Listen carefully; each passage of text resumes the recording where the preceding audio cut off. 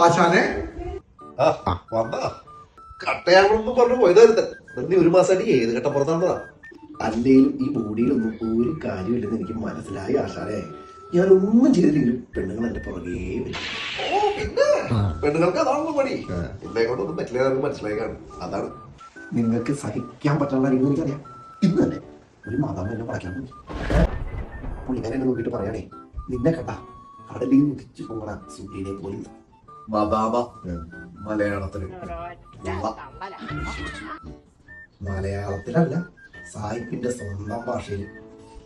ആ മാതാവ് എന്നെ നോക്കി പറയണേ, you are a son of A beach. മനസ്സിലായ? സൺ ഓഫ് എ ബീച്ച്, കടലിൽ ഉദിച്ചു വരുന്ന സൂര്യൻ അഥവാ ഉദയ സൂര്യൻ. ശരിയോ?